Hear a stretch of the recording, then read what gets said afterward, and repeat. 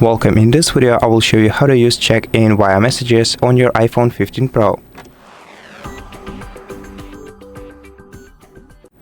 First, open messages and then enter a chat.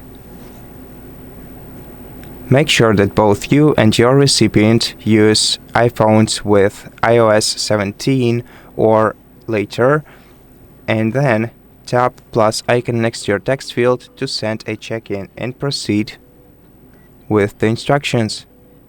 Select check-in. To use check-in feature, you're gonna need to use your mobile data. So, if you want to edit your check-in, select the destination in the destination menu, a timer, and a workout. If you want to set up a check-in for a workout, then tap OK. And to send your check-in, just send it as a regular message. You can also add a comment to it if you want to. And that's it. Thank you for watching this video. If you liked it, please consider subscribing to our channel, leave us a like and a comment below, and I'll see you in the next one.